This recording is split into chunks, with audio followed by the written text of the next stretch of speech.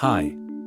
Let's learn how to use EZPD. Sign into your account with your email ID and password. Once signed in, click on Add a Password.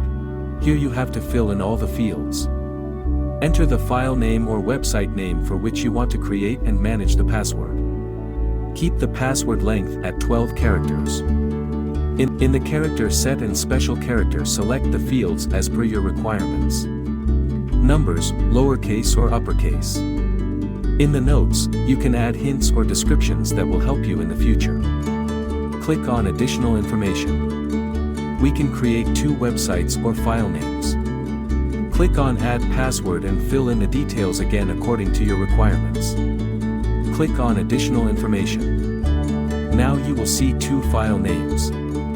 You can delete any one and use another to generate the password.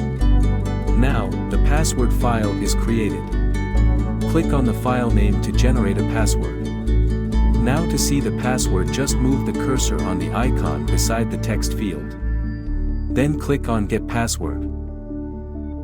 Now, you can copy the password and use it. We can use this password for our Word document as well. All we need to do is open the Word file that you want to protect. Go to Files, then click on Info. From Info, click on Protect Document. Now paste the password we copied. Again, repaste the same password, and now your Word document is encrypted with a password.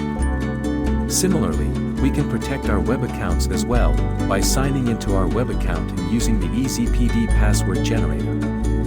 Use the EZPD password generator to create a strong and unique password. Thank you.